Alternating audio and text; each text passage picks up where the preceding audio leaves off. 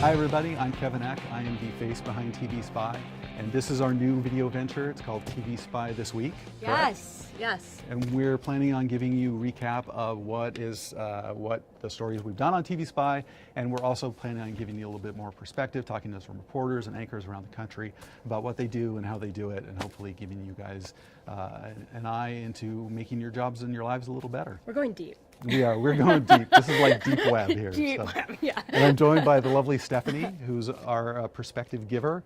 Yes. Who is a veteran of the industry. Yes. So quick background. Hi, everybody. I was a reporter here in New York City at WPIX. I started Real Media Group 2 years ago, where I provide support and development tips for reporters at every point in their career. And I'm just so happy. Kevin and I are friends. This is exciting. This is. We're nervous. Yes. We don't know how this is going to go. He's very nervous. And we are going to start off by giving you the top 5 stories on TV Spy. I mean, I used to read this blog religiously when I was in the newsroom. So I think people are going to be really excited to hear more commentary and, you know, get some feedback from the people that are featured in the stories. Right. It's a little better than just the dry writing that my little short sentences. So 3 sentences, done. Exactly. Okay, so what's number 1? Mike Jerick is back. Right. And for those of you who haven't been following, Mike Jerick is the WTXF anchor. Fox 29. Fox 29 anchor Philly. in Philadelphia. They were doing an interview about Trump, and they went to a clip about Kellyanne Conway using the alternate facts line with Chuck Todd. And when they came back, one of the guests that Jerick was interviewing suggested that Conway was good at spinning facts, to which Jerick replied, "She's good at bullshit." She's good. Well, what are alternative facts? She's good at bullshit. Oh, boy. Which landed him boy. Yeah, exactly. Landed him in the Fox doghouse. He was off air for about a week, and he came back Monday morning and offered an explanation, less than an apology. As most of you know, this show is different than any other show that's seen in the morning in Philadelphia, and I've been doing this TV business for a long time, and I like to take all our subject matter right up to the line and put my toe over the line. Well, last Monday, a week ago today, I went over the line, so yeah, I crossed it, used a word you just can't say on TV, and Alex, I'm sorry, I kind of put you in a bad position because you were sitting next to me when I said it. Well, I don't want to make I think it you did the right thing. I think so. And I think Fox handled it well. What do you think? Yeah, I think they did. I think they didn't make a lot of noise about it. They just kind of pulled him off the air, let him sit, and then they brought him back. So. And, you know, he made the comment to Sue Serio when he got back on air. I mean, I think it's just that general energy about that, you know, Good Day Philadelphia, about that show, right? I mean, people, they're just in your face, honest. That's the Philly feel. I'm from Philly. I worked with him.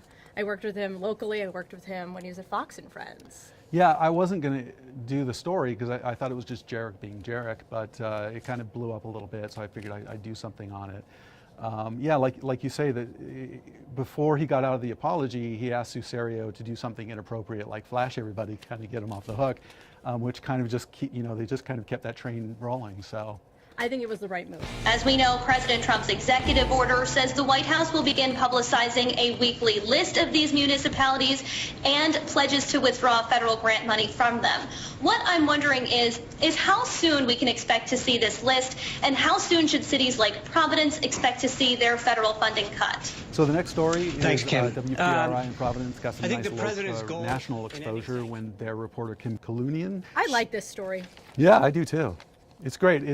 You're suddenly seeing local reporters get a national stage where they never thought they'd have it before. You know, she got a chance on Skype to ask a question at a press briefing. Right. You haven't seen it before, and I think it's interesting now, especially with, you know, the restrictions that the media have been dealing with in this administration so far. For local reporters, not only to get that kind of opportunity to ask questions, obviously at the White House, but that kind of national exposure, that is like every local reporter's dream, right? I mean, she's literally been launched to a national platform by way of technology, which is huge. And we're going to talk to Kim, which we're really excited about next week. We are, yeah. So we'll get some more insight then. Yes, we're going to set up a Skype interview with her and talk to her about her experience. Hackers have been taking over radio stations across the country, I think in Seattle, and I think they did it in Tennessee, and they did it in South Carolina, where they play like 10 to 15 minutes of an anti-Trump rap Right, but we don't know who produced it. We don't know who produced it. We don't know who's really no, behind yeah, the we don't, vocals. Yeah, we don't know No. who's laying down the tracks, as the kids like to say. Or Yeah. What, I don't know. Yeah. But, this is really a PSA. This is It the is. reason. It is. This is a cautionary tale, which Yeah. is one of my favorite sayings, because if they can do it to radio stations, they can also probably do it to TV stations. So engineers out there, get your passwords in line, protected. Yeah, because you never know what's coming. If it happens to anybody, write you. Right. We should send you an email if any station's experience. Yes. Because then it's a TV story. Yes, absolutely. XETV in San Diego is going to go off air. The owner basically decided to give up the ship because they lost the CW affiliation to KFMB, the CBS affiliate. XETV is the second oldest station next to Yes. KFMB. And I think it came on the air in the 50s, so that community is losing another voice, a local voice, which I think is kind of sad. It's going to be, their signal is going to be replaced by a station from Mexico City. I don't know what they're going to air, but again, it's another local voice that's kind of going away. So And I think, unfortunately, we might see that becoming a trend, but yes. we'll see. Yeah, Obviously. because it's the consolidation of affiliations into one station, which we're seeing all across the country anyway. So, And this is my favorite one, The Bachelor.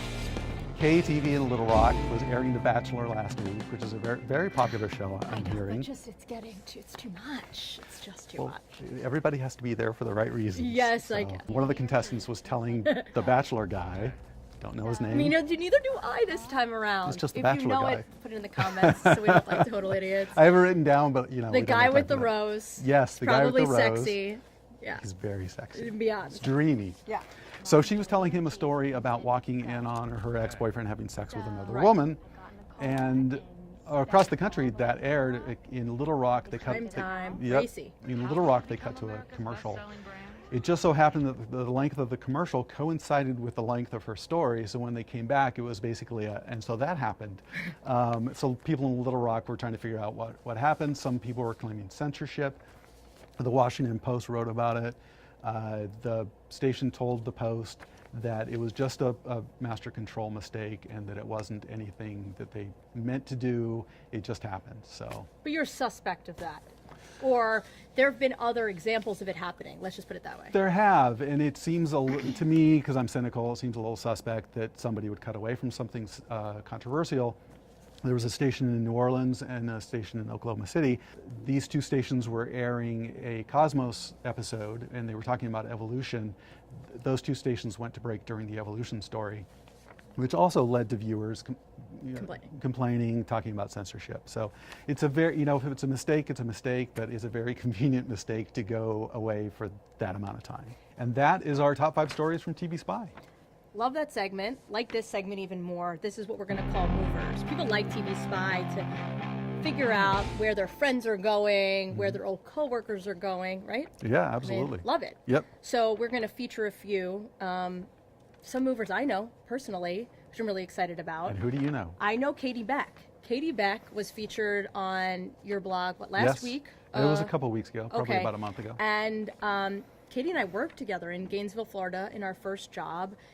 This is somebody I knew was going to be on the network someday. I just knew it, even when How we were did you in our know 20s. when you were in because she Gainesville? focused on the right things. She focused on solid writing, good storytelling, and asking the right questions that held people accountable. But got on the phone with her, or on Facebook Message, or whatever, same thing, last night.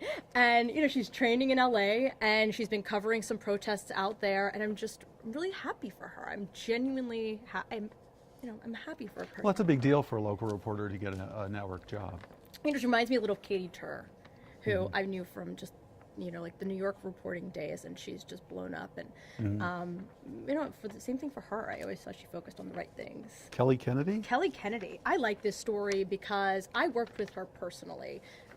Kelly is a girl who graduated college, needed a demo reel, came through our boot camp here in New York, got to work with an on-air reporter, and started actually in Nebraska for a couple years. Went to Panama City, which is like market 130, I can't even remember the market, 139 maybe, and came through our job program, and in 3 weeks it was in market 25 at the CBS affiliate in Raleigh, Durham.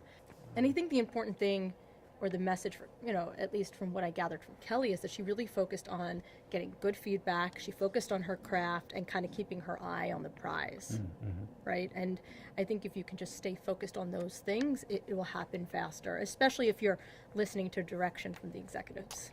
And speaking of station the groups, last one? yeah, Peter Ligori stepped down from Tribune. And I worked at Tribune before he was there. Right. Yeah. I just know on background, I spoke to some people at WPIX, and he was like really well liked there. Oh, nice. And and the joke was that he was done fixing Tribune. He wants to go on to his next project, and I mean, kudos if you like to fix things. It's an amazing undertaking. This is a segment we're going to be doing every week, and we want to encourage you to weigh in. Yeah, definitely. We have an anonymous tip box. You can just click on it and you can send in your anonymous tip. We definitely follow up on them, so please send anything you know that you want known. His way. That's right. I'm here with Michael Herzenberg, New York One reporter. If you live in New York, you definitely know him, I think. I hope. yeah. We hope. And he's here because you were just at JFK covering the Trump protests, and I think, and I know, it's an amazing learning lesson for everybody. Being in the thick of those protests, especially when there's really no script for these things for a lot of reporters across the country. Talk about it. It's almost better when there isn't a script Right. because you're observing what's going on and just conveying that to people. We Right. were live from 8 p.m. till 1 in the morning, wall to wall. We had my live shot. We had another reporter at JFK, as well as a reporter in Brooklyn covering the federal hearing, the challenge to the executive order.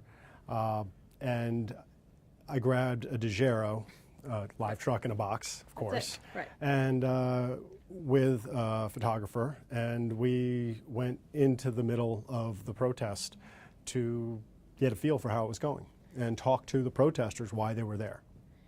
Is it heated? Is it peaceful? Were you really showing, or were you able to capture what it was really like? I mean, the smells, the sights, it's hard. Yeah, sticking yourself in the middle of it helps, obviously, and talking to those people. And there wasn't, my first priority with a photographer is our safety, of course. In a protest, it can always get ugly really quickly. This didn't, though. The protesters, they were legitimately angry, not saying their anger was legitimate one way or another, but they were angry and upset about what happened. Some of them because they had family members that were abroad. One family had their mother in Yemen there for a sick relative and was due to come back with her green card 3 days from then, and they were just upset and worried about her. But there wasn't the tension with police that I've seen in so many other protests. And that was very nice to see. It was completely peaceful with one exception, and that was a Trump supporter walking through the crowd apparently hit a woman's sign. And that guy got surrounded. Right. But I actually grabbed the cops and said, go save that guy. Right. And, as an MMJ, right, in the biggest city in the country, at JFK Airport, where transportation was shut down, how do you protect yourself? How do you protect your photographer? And big note that I just learned, I mean, your photographers are news assistants, so you're not only reporting, you're training them. Right. So you're trying to teach somebody how to do their job at the same time. It's stressful. Yeah, but they are so happy to have this opportunity. 9 out of 10 of them are just so excited to be in New York, covering news and learning how to do it.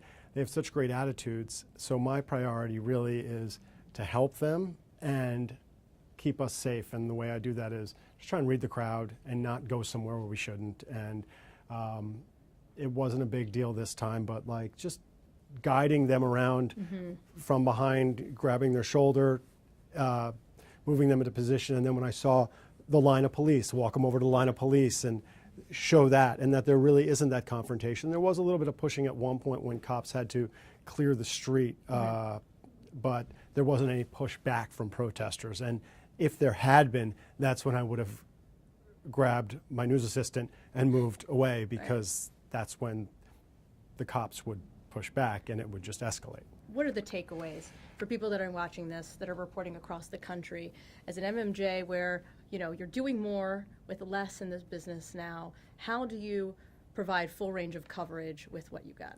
I think the same principles still apply. I've been a reporter. I've been a reporter and a photographer. I started out in South Carolina as a reporter photographer. Then I went to reporter. Now I'm back in New York as a reporter photographer. And take your time. No coverage is worth your safety. And I'd rather be second and right than first and wrong. I love that. So, it's incredibly important, especially in a day and age where you're getting fed information on your phone, on your iPad, in your ear. It's not just calling up, doing your beat calls anymore. Right, and in a situation like a live event like that, it's really just talking to the crowd and telling the audience what I was observing as I was observing it and trying to keep it clean. Before an interview at times saying, hey, no cursing, that's the only rule, because, and they don't always abide by that. Right. Well, thank you for being here and giving our first show a shot. So you made it this far. This is the last segment. This is going to be kind of our interactive segment. Yes. It's going to be a little question and answer period for everybody. I'm going to throw you a loop because everybody, this is Kevin's first time doing TV. That's and right. He's been pretty good. So if you Usually want to put like a thumbs up emoji in the comment section, I'm sure he'll appreciate it. No, but back to the issue at hand, or the topic at hand. We're going to put a question out there, and the purpose of this segment is to just open up the lines of communication amongst newsrooms and to get a really good, effective, hopefully, learning type conversation started. There we go. Here's my question, or here's our question. We want to know, what are the conversations in your newsrooms, whether it be the morning meetings or behind closed doors, about how to cover the Trump administration? Right? That's right. If you were watching the whole thing, Trump was the thread throughout this entire video. So we think that's an important thing to talk about. If you want to get in on the conversation, just go to the link below that I'm pointing out right now. Or you can even email me at kevin.eck@adweek.com. I won't spell it. You'll see it you'll see my byline on TV Spy. That's And pretty we're much going to it. share your comments next week. Yes, we are. Yes. So please weigh in. Nothing mean. Please. This isn't the place for that. Right. We're going to try to keep it high. Yeah, standards are going to be high. That's right. That's right. Thank you for watching. We really appreciate it. Yeah, thanks for joining us, and we'll see you next week. Bye.